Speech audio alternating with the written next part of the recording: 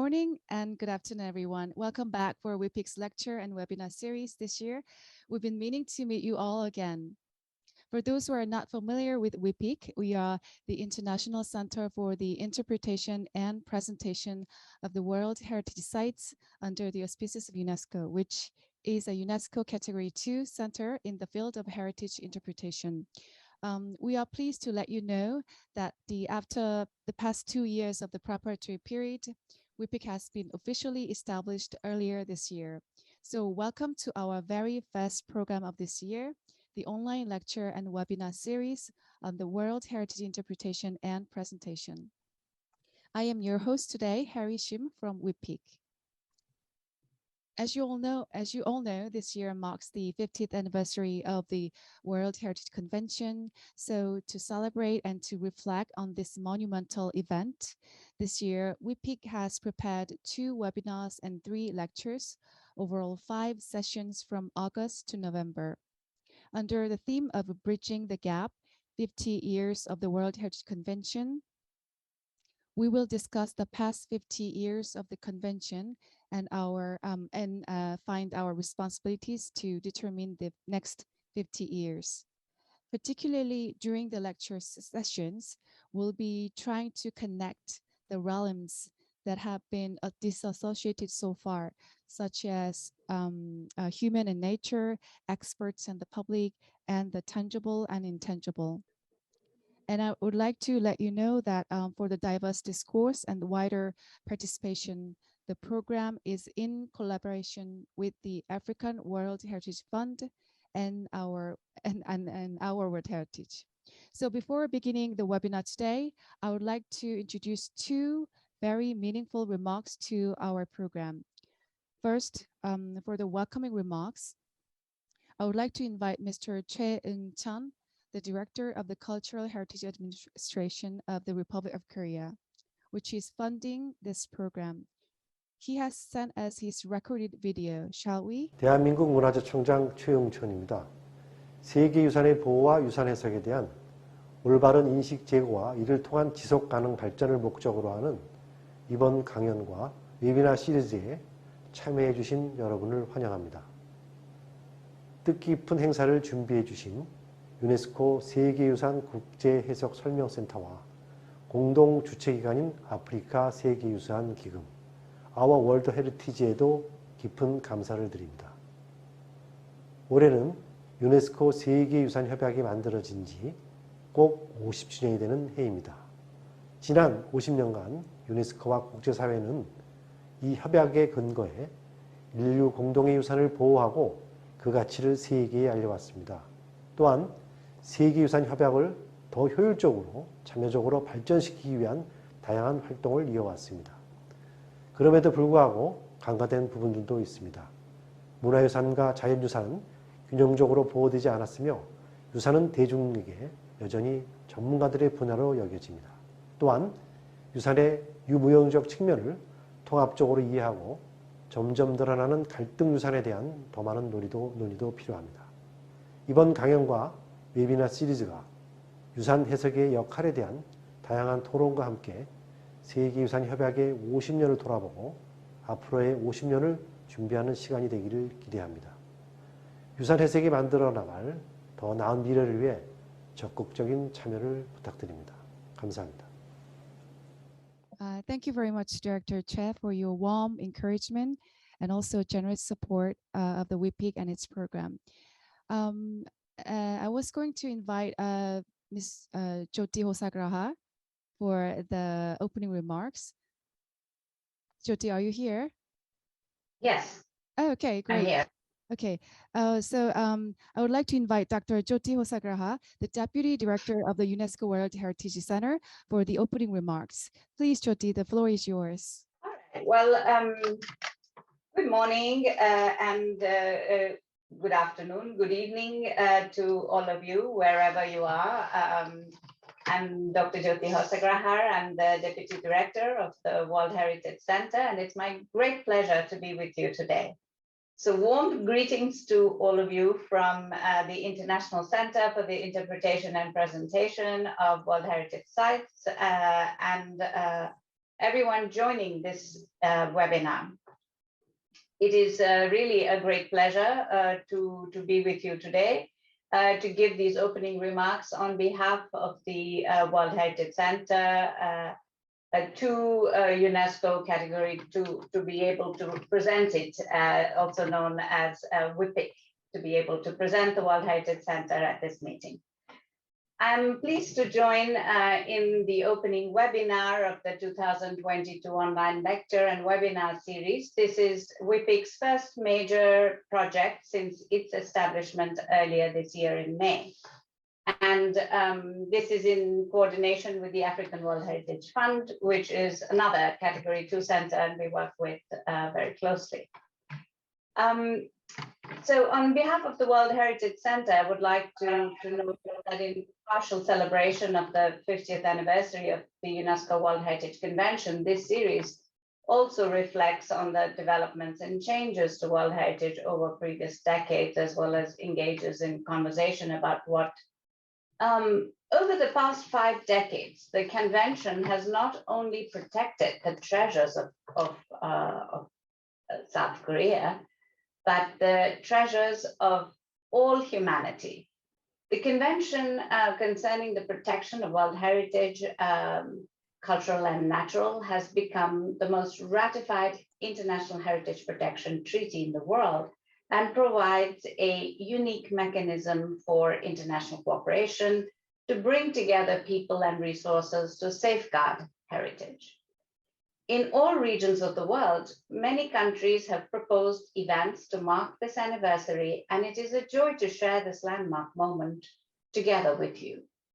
As a knowledge-based and intellectual agency, UNESCO sees an opportunity and responsibility to lead these important discussions on education, science, information, and culture. And UNESCO dedicates this milestone to a year-long interdisciplinary reflection on the future of the World Heritage, going well beyond celebrating past achievements. In this spirit, the theme of the year is the next 50, World Heritage as a source of resilience, humanity, and innovation, with 5 priority areas, namely climate change and heritage conservation, balanced representation of inscribed sites, sustainable tourism, digital transformation, and post-COVID-19 recovery. These 5 areas represent existential challenges as well as lesser explored domains that can influence the preservation of heritage in years to come. By focusing reflections on these priorities, the next 50 has the potential to generate high impact results and expedite innovation. The convention doesn't belong to UNESCO, but to the World Heritage community at large and even beyond. The 1,154 natural and cultural heritage properties in over 160 countries are a testament to the universal appreciation and achievement of this groundbreaking legal framework. World Heritage is our legacy of the past, what we live with today, and what we pass on to future generations.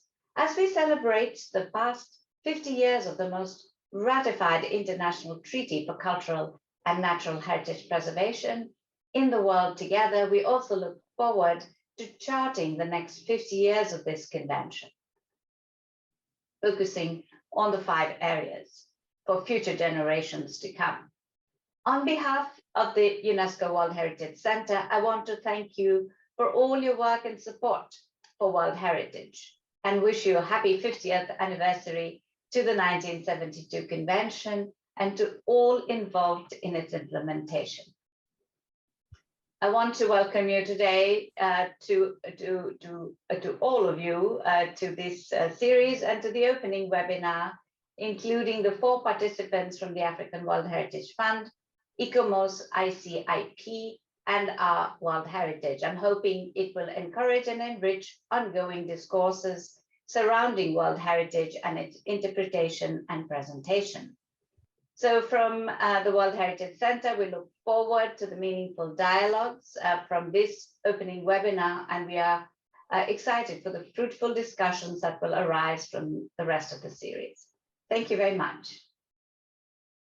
I think we had a bit of an audio issue, but then we recorded your full video safely, so your full remarks will be uploaded safely tomorrow. So your words mean a lot for us as we are celebrating the 50 years of the World Heritage Convention, and your center is most relevant to this document.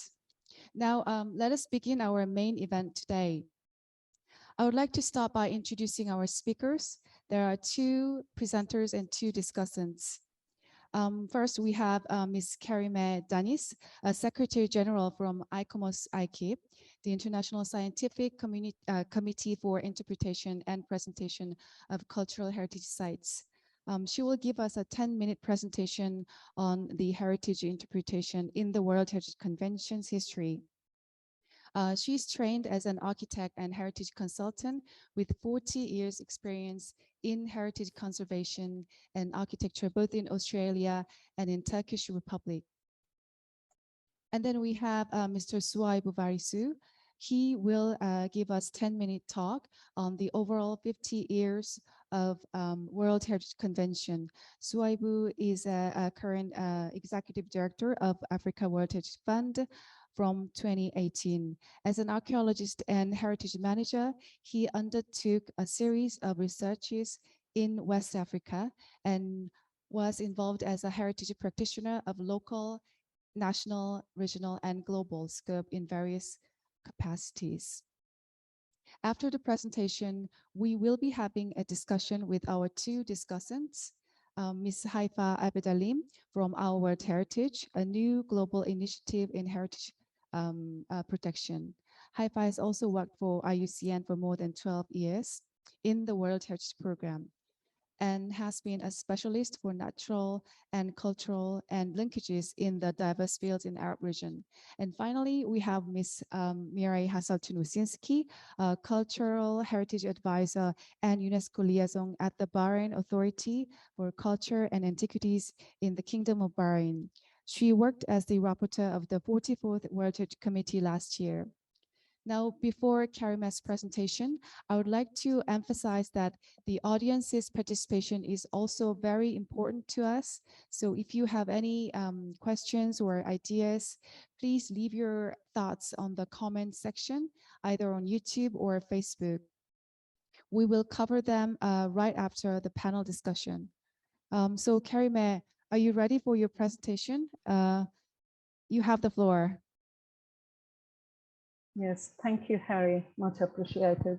Welcoming and introducing me. Good morning, good afternoon, and good evening, everyone, wherever in the world you are. Firstly, I would like to thank International Center for Interpretation and Presentation of World Heritage Sites for the invitation and the opportunity to be part of the 2022 WHIPIC online lecture and webinar series on the 50th year of World Heritage Convention on behalf of ICIP, ICOMOS International Committee on Interpretation and Presentation of Cultural Heritage Sites. Prior to start my presentation, I would like to acknowledge the Darkinjang people as the traditional custodians of the land from which I'm joining you. I pay my respects to their elders, past, present, and future. My presentation on the heritage interpretation in the World Heritage Convention's history will commence with a brief introduction to ICIP, followed up with the key documents of the World Heritage Convention on heritage interpretation and presentation, the guidelines for heritage interpretation, the role of interpretation and the recent trends. My presentation will conclude with the future interpretation for World Heritage Sites and ideas on what can be done for the interpretation and presentation of World Heritage Sites in the future. Next, please.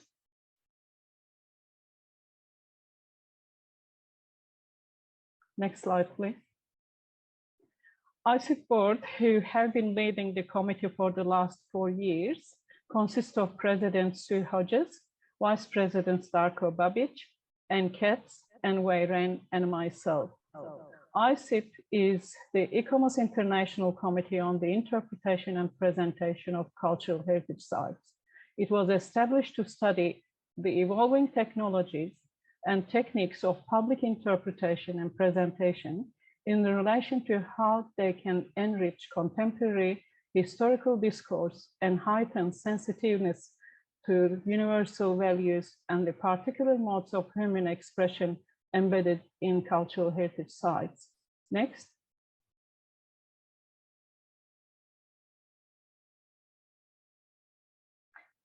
While Articles 4, 5, 6, 13, 22, 23, and 24 of the World Heritage Convention make reference and consider presentation of the World Heritage Sites, in the 50 years history of the Convention, there has been a number of key documents that were developed and made further reference to the presentation of World Heritage Sites. These key documents are in particular recommendation concerning the protection at national level of the cultural and natural heritage in 1972, specifically calls for state parties to include effective presentation of the cultural and natural heritage as an essential aspect of regional development plans and make significant financial resources available. Ratification in 1975 sees the first 20 states parties joined, the list of World Heritage in danger, and the World Heritage Funds established. This allowed for funding of studies concerning the artistic and technical problems raised by the protection, conservation, and presentation of cultural and natural heritage as defined under the Convention, as well as training the staff and specialists at all levels. Operational guidelines of the 1978 provided guidance and procedures for the detailed documentation of large-scale projects referred to in Article 24 of the Convention, which included the cost of the presentation of the cultural and natural sites, including associated studies and training. The cultural landscape in 1992, with 377 sites inscribed in the first 20 years of the Convention, a new category was added, making the Convention the first legal instrument to recognize and protect cultural landscapes. Objectives for the cultural landscapes included provision of support for the site presentation and interpretation. The 1994 Global Strategy adopted the strategy for a balanced, representative, and credible World Heritage List. The strategy made the progression from monumental vision of heritage to a much more people-oriented, multifunctional, and global vision. The NARA document on authenticity is adopted, recognizing the specific nature of heritage values. Warsaw recommendation in 2018 on recovery and reconstruction of cultural heritage was developed as universal guidelines following armed conflict or disasters caused by natural hazards. It specifically referred to memorialization through the site interpretation and presentation. Next slide, please. Interpretation communicates the values and meanings inscribed in World Heritage listing. The World Heritage Convention lists 10 criteria for natural and cultural places with outstanding universal value. These exceptional sites, exceptional sites include geological sites, sites of women history, and sites of natural history and habitat. Next, please. Examples of cultural sites. These are the only colorful things in my slides. So Souayibou will have much more colorful, hopefully, slides. And next, please, for natural sites. Example of natural site. Next, please. ICIP developed the Charter for the Interpretation and Presentation of Cultural Sites in 2007, which was ratified in 2008, informally also known as the INAME Charter. The Charter focuses on communicating the importance of authenticity, intellectual integrity, social responsibility, respect for cultural significance and context, and the application of technologies to heritage sites. The Charter still makes sense, but it was only 14 years ago if it is ratified. The previous 36 years of the Convention history generally focus on archaeological interpretation and political aspiration of states parties. The Charter brought a more considered and inclusive approach to heritage interpretation and presentation. Next, please. Interpretation at World Heritage Sites has moved from what is called authorized heritage. It now includes community values and involves communities in making history at their sites. It also recognizes that sites are made up of many stories and represent the history of many groups rather than of one dominant group. The next slide, please.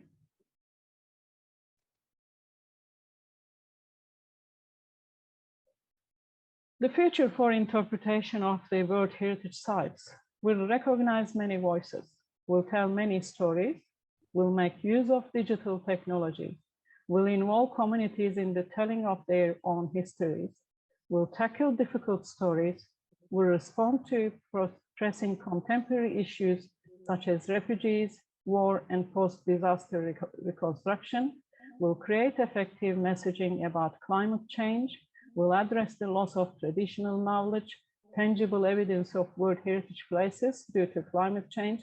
And I think we can now include the response to post-COVID recovery and how this will affect the World Heritage Sites and the visitation for them. And probably the new technologies will need to come to reflect that changes in our lives. Next, please. There are a few study programs and courses established around the UNESCO Convention and included heritage interpretation and presentation of World Heritage Sites. A few examples that we know: World Heritage Studies at Brandenburg University of Technology, established around 7 or 8 years ago. World Heritage Conservation at University College Dublin, a mirror program of the World Heritage Studies at Brandenburg University. That is only a few years ago establishment. And World Heritage Interp course, joint adventure of the Interpret Europe and UNESCO Regional Bureau for Science and Culture in Europe. It is in its second year of the course. It is good to see UNESCO through its regional office looking for heritage interpretation, but it became a little disoriented from its original aim. It will be good to see how this will be developed with the UNESCO being much more dominant in the course. Heritage interpretation, as we know, it is not a new concept, and UNESCO doesn't need to reinvent the wheel. UNESCO within its sister organizations, ICOMOS, responsible with others for World Heritage listing, do have the International Committee, ICIP, which is fully directed and engaged in heritage interpretation and presentation. UNESCO should make use of its own resources through ICIP experts before looking for others. Thank you again for the invitation. The last slide, please. For representation, ICIP am being part of this webinar and look forward to our further collaborations in the coming years. Thank you. Thank you, Kerime, very much. You have pertinently touched on why and how the heritage interpretation evolved in the wider World Heritage context, and also suggested what we should do in the future for the better protection of the heritage sites. Now, Souayibou, if you are ready, we turn the stage over to you. I hope you have a better internet connection now. Thank you, Harry, for giving me the floor. I will try and also keep it very short. If you can maybe show my presentation. Okay, yeah, I can see it. Thanks a lot for inviting me to this wonderful session. And I also recognize all my colleague speakers and all the distinguished guests who are attending the event. Next slide. My presentation is just a quick overview of what the World Heritage Convention can be and give a kind of opinion on how far we've we've been. And I would like to start by saying that the convention itself is the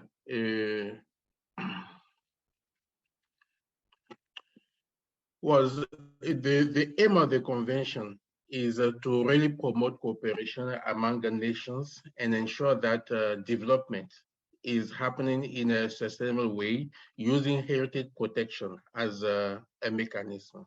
That's extremely fundamental for this convention. I'm talking of the 1972 convention, of course.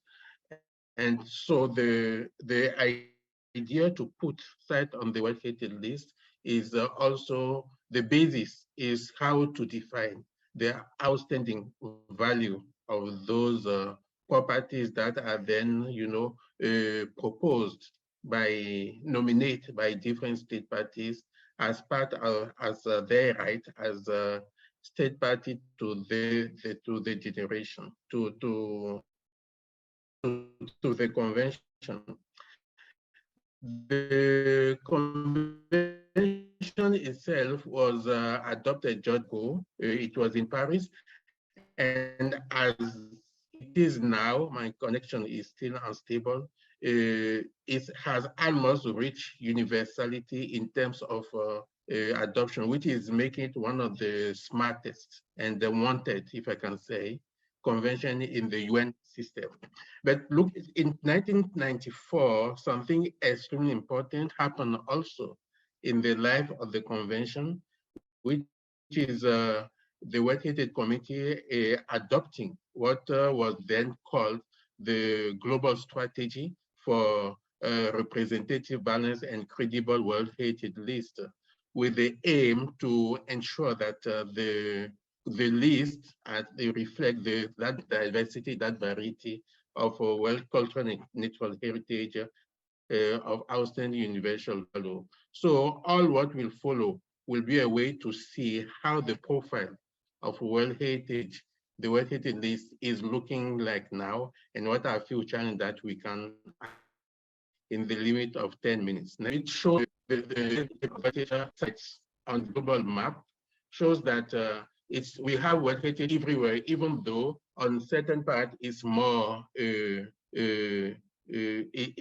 less dense. When you look at the extreme north part of the world, but the zone of concentration here is rather Western Europe, where you have a lot of concentration of World Heritage sites, and this is telling a story to see how, is it because, in that particular region, you have so much sites or properties of outstanding universal value that you have such concentration. You have another concentration in the, if I can say, the southeast part of Asia, which is also another area of concentration. So the question that we may ask ourselves here is, why is the distribution so concentrated in a number of areas? It's not only about, in my view, about the Venice Charter, where you have a kind of,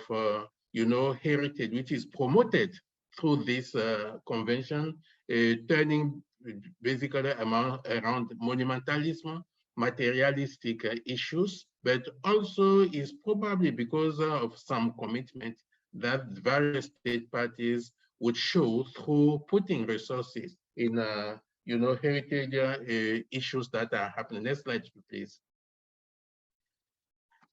This slide shows another criteria that is used in the current profile of the convention, which is the distribution about categories, but the South Korea representative already said, I will not dive into it, which is that, emphasis about cultural heritage.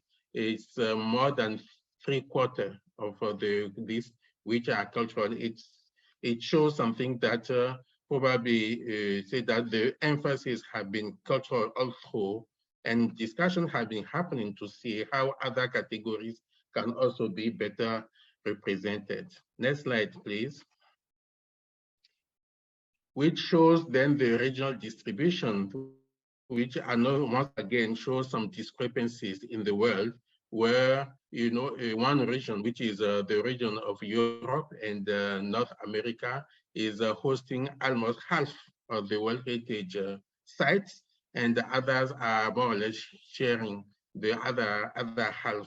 So it's also showing, coming back to the global strategy, if that is a true reflection of the status of heritage having outstanding universal value in the world. Next slide, please.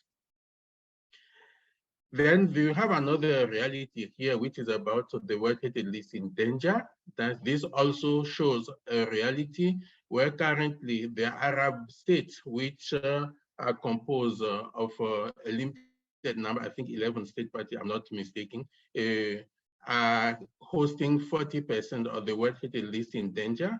World Heritage List in danger is a mechanism, I would like to emphasize that, where the attention of the global community is drawn on a certain number of properties that are facing, you know, a major challenge. And but if you look at those figures, it's also telling us some stories about the challenges that those specific sites or places are facing, and mainly about armed conflict, about insecurity issues, or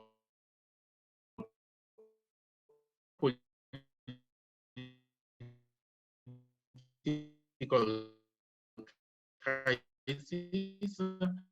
And this is an area where intervention that will be organized, you know, to try and mitigate the tension that may arise from that kind of situation. My internet is stable. I'm just waiting that, okay, now it's back.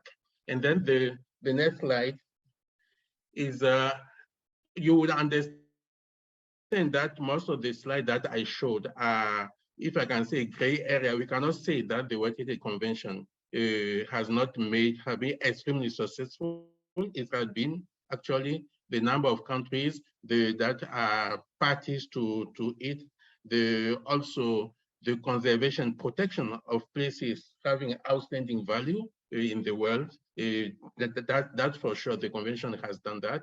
But at the same time, the successes of the convention, if I can say, are also its challenges, and some of them is about the whole issue of credibility.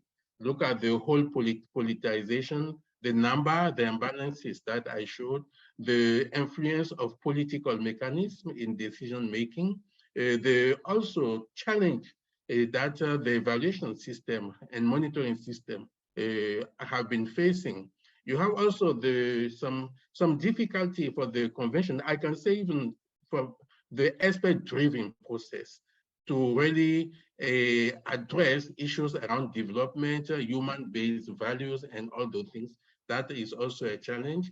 You also have the fact that in the functioning of the convention itself, a number of BS, you know, have been detected around the role of advisory bodies. Sometimes advisory bodies would appear to try and make decisions on behalf of the convention. Sometimes the secretariat would also, you know, if I can say, colleague more or listen more advisory bodies that the committee that is currently the decision-making process.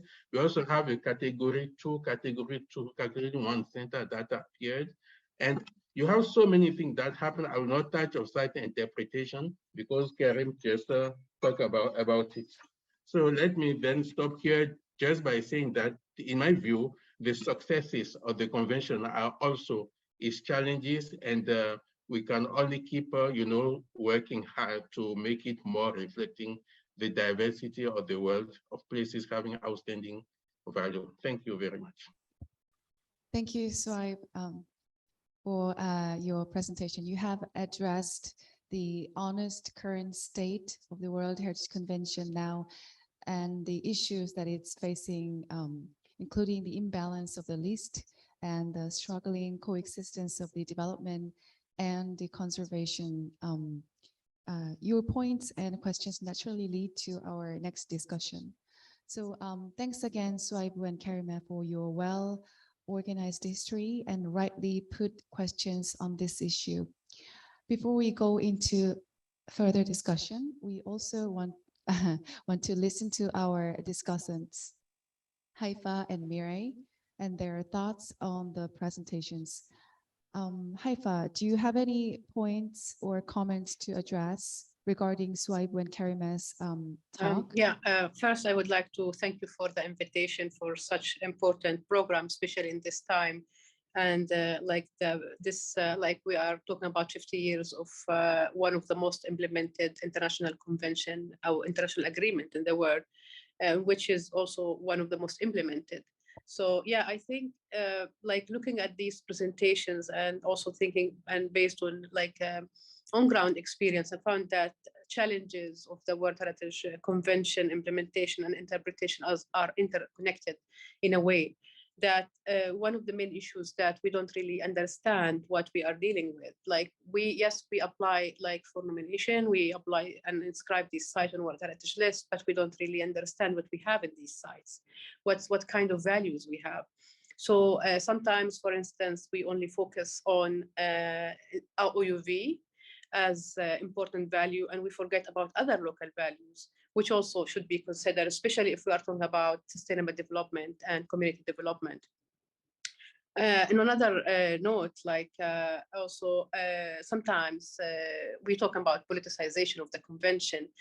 I feel this is also based on the lack of understanding and like, let's say, poor interpretation of what we have in these sites for decision makers. So they don't really take decisions based on what, like, their proper understanding about these values within these sites. So sometimes we go for decisions are really harmful for these sites without knowing that, like the committee, sometimes they take these decisions without really knowing what they are doing is actually harmful. As I said, like, the convention been evolved in the last 50 years, and like we are start seeing that local and civil society are more and more like having more and more role in this convention, and this is also should be reflected on what we are presenting for the whole world, like what are we are interpreting. So as I mentioned earlier, that the interpretation is connected with the challenges. So civil society and like a community would like to see their values also valued and taken in consideration. And this is what should World Heritage Convention consider, and not only focus on OUV as a main. Yes, it's the core of the convention, but also other values are important, and which also sometimes affect the sustainable development, because we forget about other values that we can use for development or sometimes even tourism attraction. And we can see that some sites, they really have other values are really considerable, like intangible heritage, and it's not there. So maybe interpretation can somehow tackle this issue and helping to consider these things. One of the issues that the convention has, I feel like, based on like my own thought, that the World Heritage Convention is a bit exclusive, and maybe should be more inclusive. Maybe interpretation can sort out this or like help to facilitate this to be the convention more inclusive, let's say, like through maybe not through the direct processes of the convention, but through the programs of the convention, and maybe like interpretation can give attention for these other things should be considered. This is one of the major issues also we are facing, that management of the sites and conservation status, because these values are interconnected also.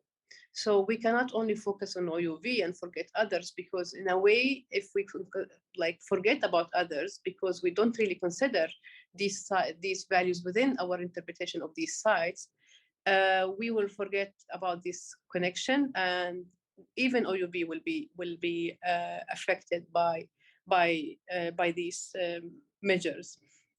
So what I think, we currently, not all sites, but most of the sites, we have weak, or let's say very narrow-minded or narrow interpretation of sites or World Heritage. Let's say even as a convention in general, we still need to interpret the convention itself sometimes and some processes within the convention.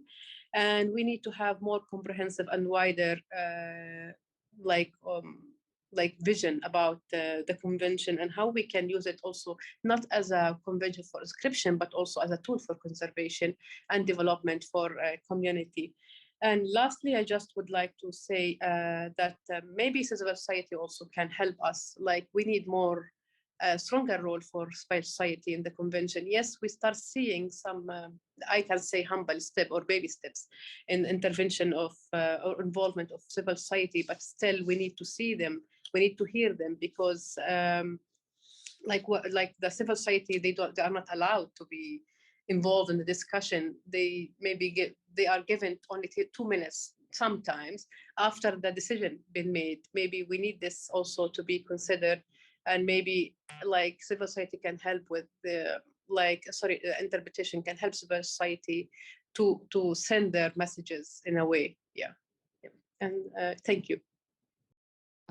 Thank you, Haifaa. That was very helpful. Thank you for your words, particularly stressing the connection to the relevant parties and the community engagement.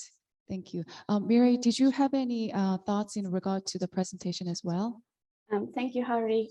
Let me please begin with thanking the host of this event too, because this convention is really important and central for my work, and it is very big honor for me to be a part of this discussion and with the valuable panelists too.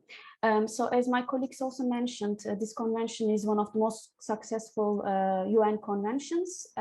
World Heritage Convention is ratified by 194 states.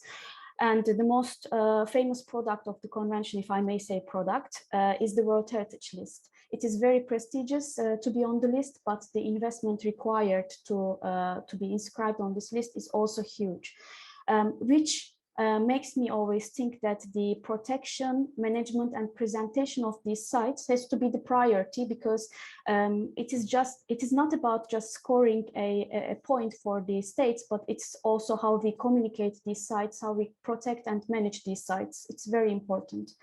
I would like to briefly speak about the extended 44th session, because I think since it was actually an extended session overlooking to 2 years of the documents of the follow-ups, it gives a very good sense to what's going on at the moment and what are the challenges the convention is facing. So we had 332 decisions made during the 44th session, 34 new sites were inscribed on the list, and we reviewed 256 properties, the state of conservation of 256 properties. As Yoti also mentioned, there are 1,154 sites, which makes 1/4 of these sites were reviewed during the 44th session. This is really immense amount of work. We also looked into these capacity building strategies, climate change, periodic reporting, priority Africa, and sustainable development strategies, and many more. So these are all policies and strategies the convention foresees in the next 50 years to be incredibly important. The threats the sites are facing right now, the top threat is building and development. And then we have all these infrastructure projects, the use of resources, human activities, and then the climate change, of course, and many other challenges, the threats the sites are facing at the moment. So looking into this protection and development, we discussed during the 44th session several different sites. And when we say development and protection, it really has different aspects to it too. We have new development, high-rise development affecting the sites, or we have also famous Liverpool example, the project that actually is promoted as a sustainable world-class, high-quality, mixed-use waterfront and bringing life back to the historic docklands. So this promotion of the project actually tells a lot that we don't really know what sustainable development means, how heritage fits into all this process. And we also have the tourism aspect of it, the infrastructure developed for the visitors. When we have this big investment from the states, of course, the outcome of it is that states are expecting a big short-term return. And this is something that we have to address also in our thinking when we think about the World Heritage List or the World Heritage Convention. And then we have the requirements of life, basically. What is the acceptable change that can happen? And then we have all these infrastructure projects that are very important for the locals, for the residents, as well as for the visitors. And then how do we balance it with the protection of heritage?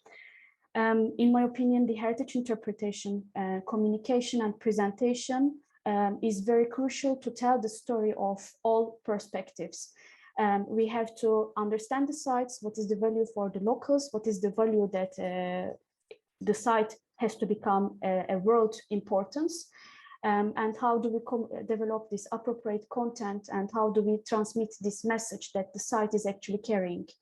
And I would like to quickly recap the World Heritage Site of 𝗵𝗿, Testimony of an Island Economy from Bahrain, which was inscribed in 2012 with criterion 3. This is a very impressive site for me because the story of 𝗵𝗿, an economy that was carrying the country for many years, the story is told taking into account the impact of the site on every part of the communities. So we have the working class community, the divers, the captain, for example, of the ship. What is the impact of this economy and what are the traces of this economy on their lives? And then we have the merchant side, and then we have the administrative part of this economy impact. So this whole nomination gives the idea of how we can develop this inclusive and representative interpretation of the site values. So in this short time, I will cut my speech right now, but I hope that I could open some of the topics that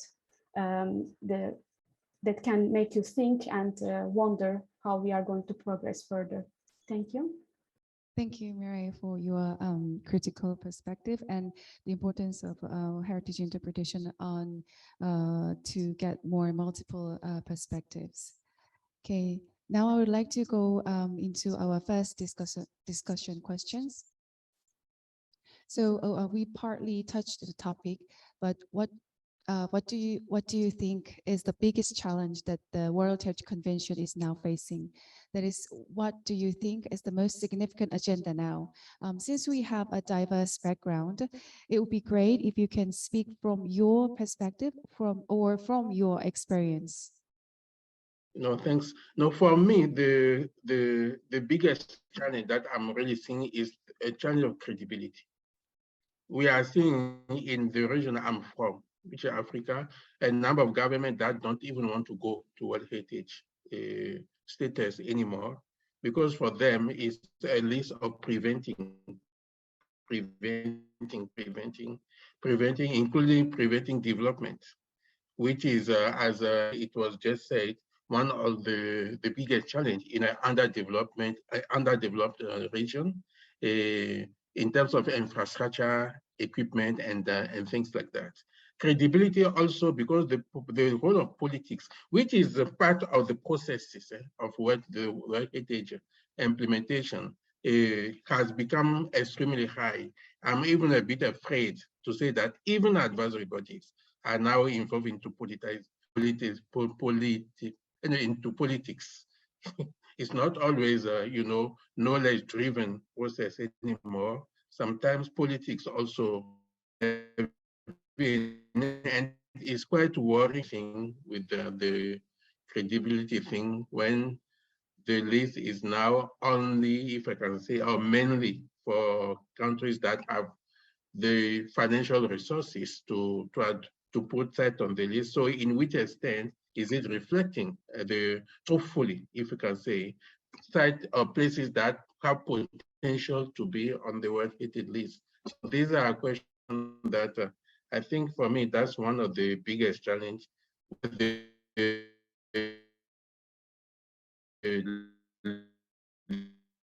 listing process, the World Heritage processes are in the world. Let me stop here, but I can see my connection is not stable at all. Thank you. Kerime, did you want to also add some idea on the issue? Yes, I think we're all on the same page with the challenges and the biggest issue that the convention is facing. It is the increasing population, ever increasing population and demand for natural resources and other development pressures will create conflict with a regime designed to conserve areas of outstanding natural and cultural heritage. Miray actually touched to these biggest challenges with the convention and how we can deal with them. I think same with Haifaa, who also said that interpretation could assist us in getting this some of the conflict and challenges that we are having or we will be facing in the next 50 years as well. So I'll just stop here and let Haifaa and Miray to say their own thoughts. Thank you. Thank you, Kerime. Okay, now we'll go to our next question. Then to solve these issues and for the future of the World Heritage protection, what do you think will be the role of heritage interpretation now? Okay, probably Miray, do you want to also answer this question? Yes, Harry. So regarding what will next 50 years of the convention look like, so we have the problem or the challenge number one, we have an exponentially growing list. Every year there are more and more sites are added, and the tasks of protection, reporting, and reviewing all these documents or following up the processes is just increasing and increasing. So as I mentioned also in my speech, the protection and the states taking the responsibility should be more and more important if we want to have another 50 years of this convention. And going back to the core of the convention, which was highlighted by Souayibou, we have first peace is the core of this convention, which relies on international collaboration a lot because it's our shared responsibility to protect all these world heritage sites with outstanding universal value.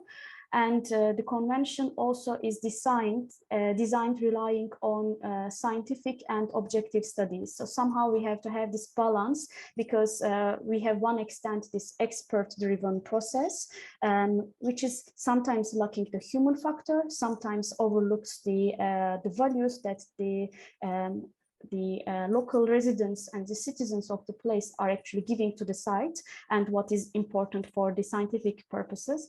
So we have to find this balance between science and human factor. And I think interpretation in here is really important to transmit what actually matters, what is actually sustainably, what can be protected for the future generations. And the strategic approaches, the integration of sustainable development goals and developing a common understanding of what actually is sustainable development is very important. So in here, I can mention that the tools and the processes the convention offers are very important, and as well with the practice, for example, heritage impact assessments, environmental impact assessments, and other tools of reporting and monitoring should be benefited at the highest potential. And in addition to this communication and presentation factor, we also have to somehow develop an understanding of what really is heritage-led development, both in the cultural context and in the natural context. For me, in the cultural context, since my background is cultural heritage, the historic urban landscape approach is, for instance, very valuable in here because it considers several layers of the historic environment. It considers the traditions, the values, the site processes, and it adds the human factor to the whole heritage concept. It considers all these visual relationships, topography, and flora and fauna of the area, the structure, and the general spatial organizations, and so on. So I hope we will be able to see another 50 years of the convention if we overcome all of these points. Thank you. Thank you, Miray. Yeah, we agree that balance always matters for the sustainable development, also the sustainable conservation as well. Thank you. Anyone wants to add any idea on this issue or we go to question number 3. Okay, so we reached our last question. For the past 50 years, the World Heritage Convention has progressed the World Heritage field significantly since then. How do you imagine what the next 50 years of the convention might look like? Haifaa, do you want to answer the question? Yeah, you want like for the convention 50 years look like? I think it's a tricky question because we are in a very dynamic, and like within the last, let's say, 5 years, we witnessed so many things changing, and I believe the convention need to be more flexible and more inclusive to consider these changes and be able to adapt to these changes. I also would like to highlight something. One of the issues we have, and maybe we need to enhance that communication. I believe we have issue with communication. We speak all together, maybe let's say one language, but the thing is we use different words for the same thing, which make conflicts, which create misunderstanding, and which actually create challenge. So I would like to see the convention to be this communication platform between, create a proper platform of communication between all the stakeholders, like decision makers, like local communities, like state parties, government, conservation experts, and create this platform to be able to speak, let's say, not same language, but at least we have the same approach to find this a place where we can talk and we can share our concerns and what our hopes for the future. And I feel that the convention can do that, but we need to we can use the interpretation to create this kind of platform to help that. So these are one of the issues, and as Miray and the speaker speak before, that we need to find this balance between conserving values or sustaining values and development of human needs.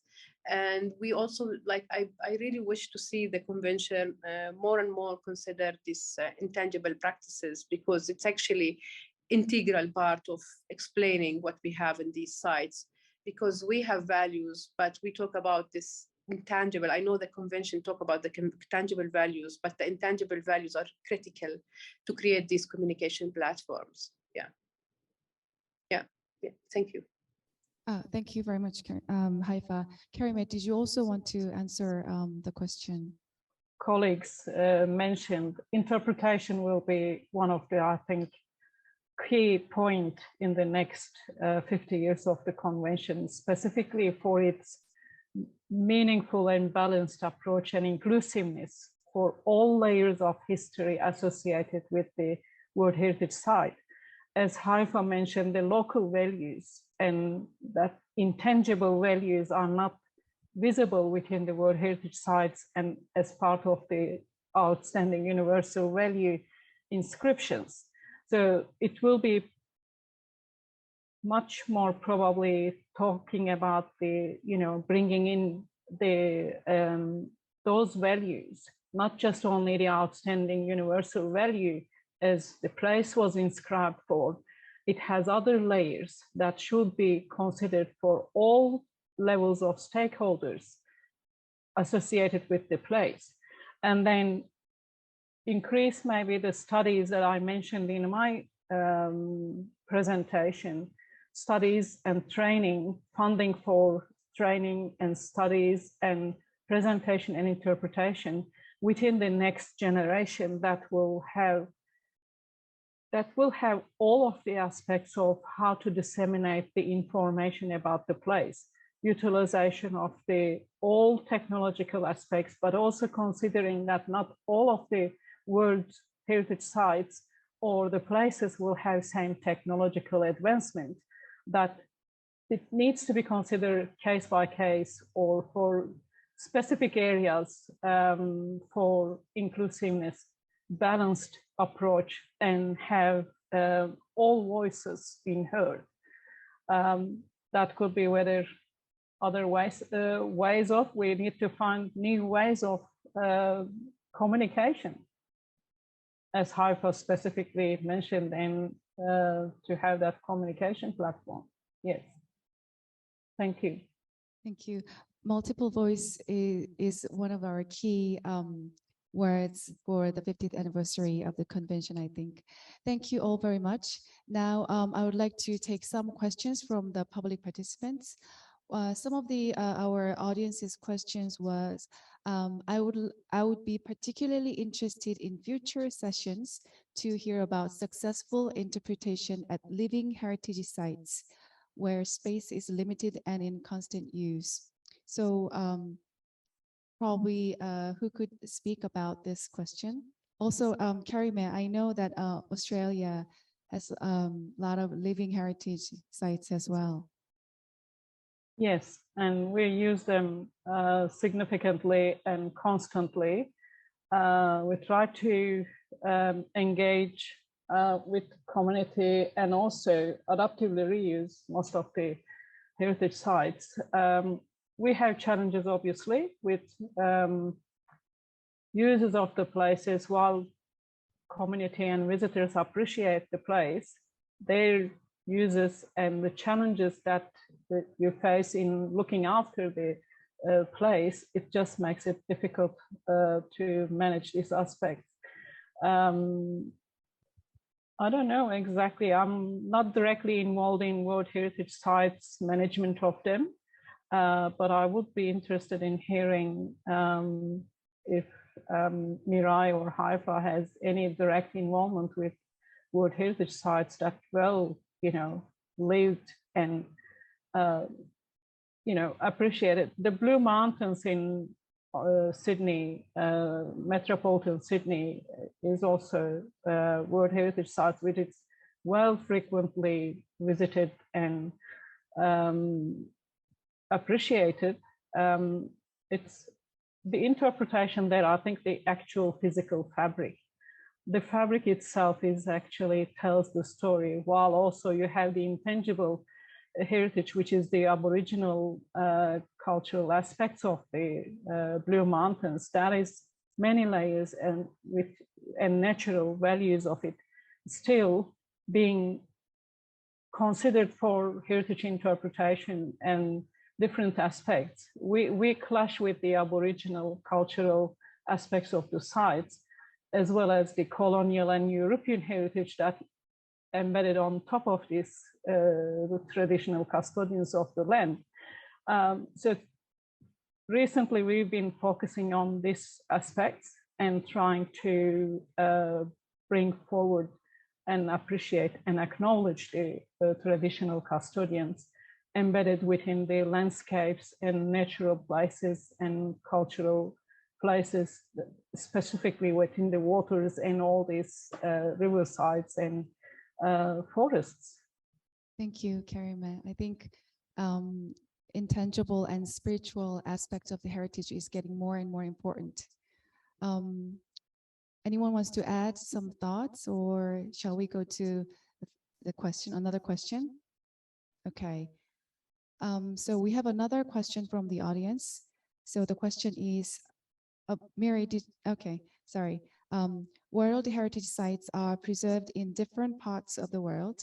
How do you think heritage interpretation can be applied to world heritage protection in various contexts with different social and economic capacities?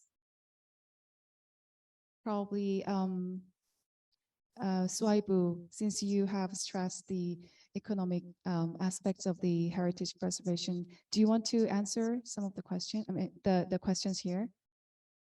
Yeah, no, thank you very much. I think it's through the multi-voice strategy that you talk of lately, where, the understanding and valuation, of heritage places, how to be looked at different levels. That's one thing but not only in the speech. One thing that can come out quite strongly is through the stakeholders' engagement, and empowerment, actually, including local community, civil society, to see at site level how these this segment can be better looked at. But I also think that the involvement at that level, using interpretation cannot be dissociated from resource generation strategies, because it's only when people living around or at World Heritage sites feel that that World Heritage is adding value to their day-to-day life, that also you have through the perceptions, through the interpretations center, through the presentation, through exhibitions, through site visit and other things. It's only when people are living, are directly relating themselves to those realities that then the interpretation can be used, to enhance heritage conservation in various contexts. So in short, I think benefit is key, but also engagement and take into consideration the multi-voices strategy that you talked of earlier, Harry. Thank you. Okay, Miray, Harry, you raised hand, yeah. right? Thanks. Yes, so I will sort of merge question 1 and 2, but I just saw the question 3 anyway.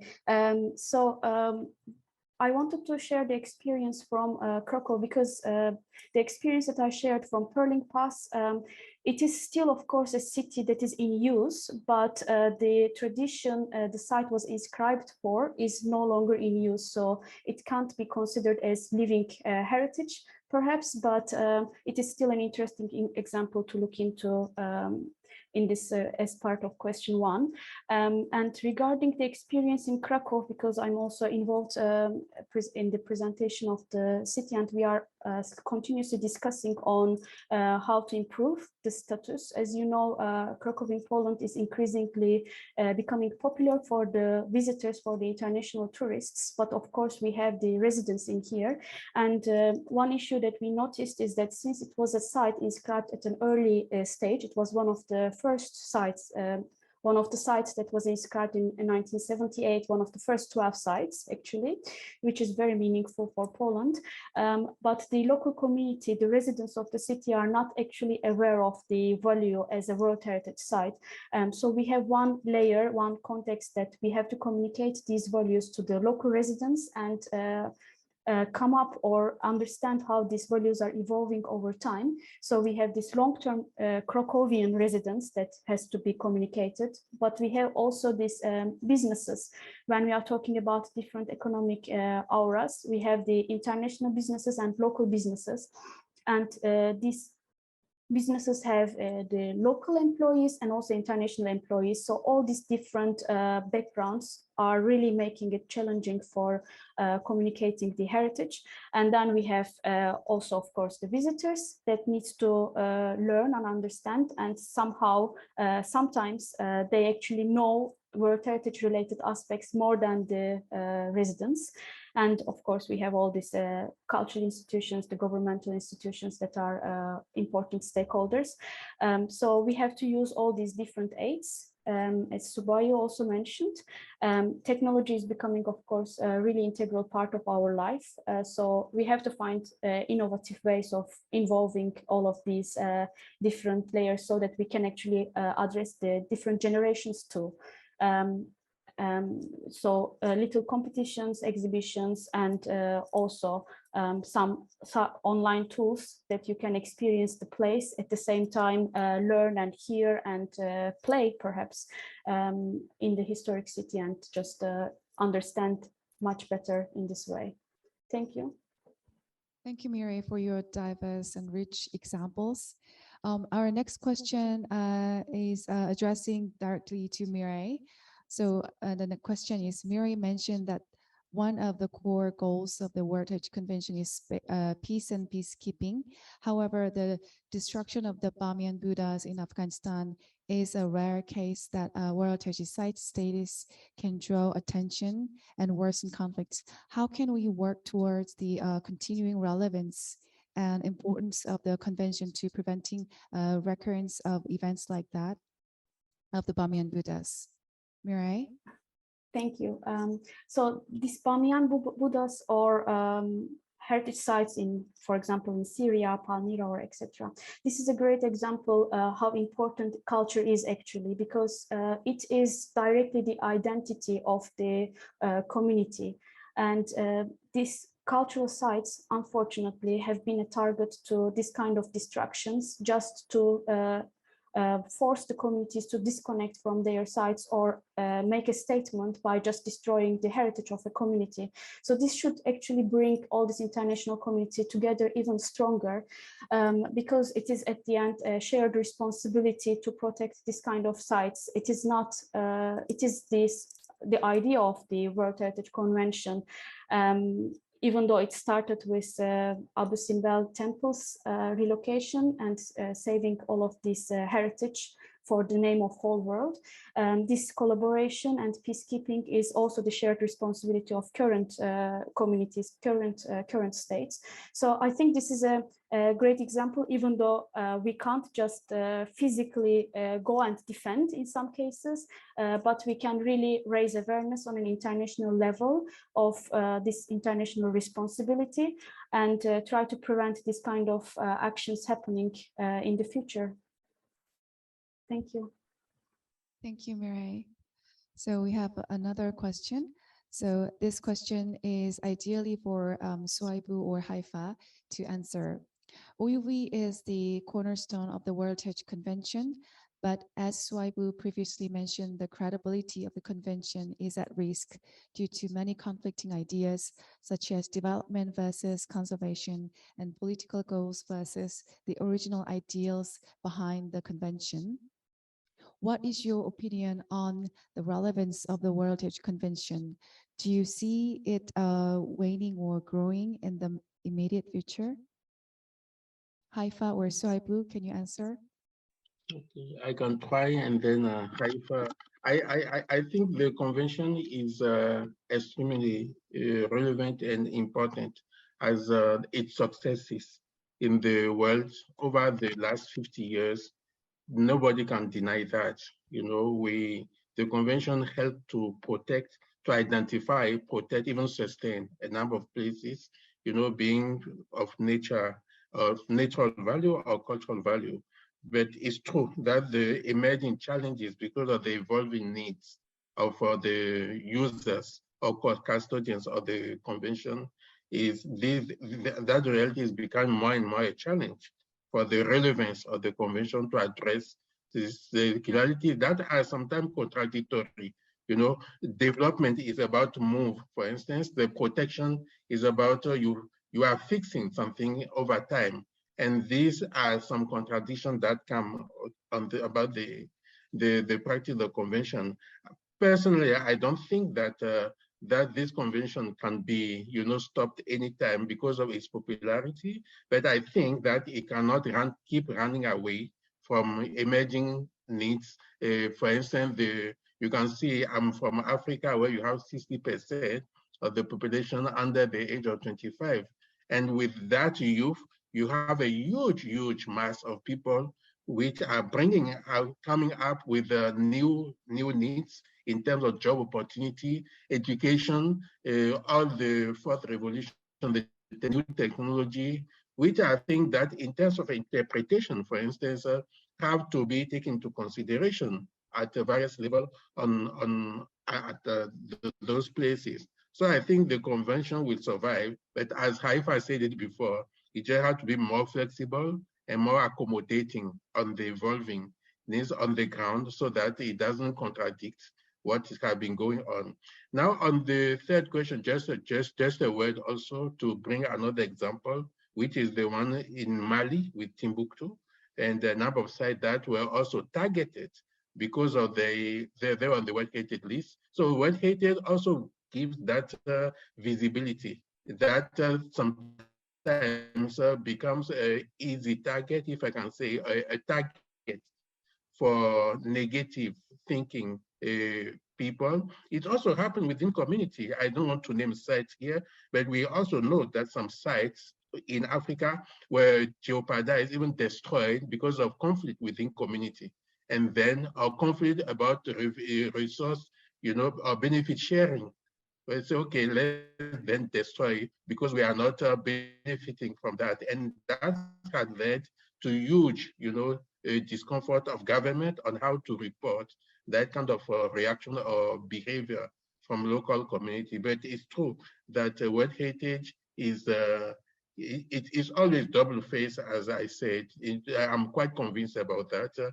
The heritage successes are also the starting point of its weaknesses, and we just have to be careful and humble enough to see that targets or challenges are there to be addressed. Thank you. Thank you, Souayibou, for your insights. I know that Haifaa has already mentioned about this question, but do you want to add something, Haifaa? Yeah, just briefly, I would like to say that through the 50 years of the convention, the World Heritage Convention being evolved, and whoever actually tracked the operational guidelines, we can see that there are major changes and development in the convention to consider more and more these challenges and these emerging issues, let's say. But however, these changes are getting faster now. It's like the changes are faster than before. So maybe we need to be more flexible, as Souayibou also mentioned earlier. And one of the issues also, we need to enhance our communication approaches and be open more for more stakeholders to be involved in this communication and discussions, such as civil society, like in to be equal in their interventions. And this is one of the, I think it's to enhance this convention, to be able to adapt to these new changes, that this is one of the issues, to be more inclusive and consider more stakeholders in this communication. Yeah, thank you. Thank you for your answer, Haifaa. Since we're running out of time, I think we have to stop here for our audience's question. So thank you all for today. Many thanks to Souayibou, Kerime, Haifaa, Miray, and all our global audiences. It was indeed a fruitful discussion on 50th anniversary of the World Heritage Convention. And now we have, I think, a better understanding of where we are now and recognize what we can do for the future. The webinar will be available on our Facebook and YouTube soon, so you can watch it again if you want to.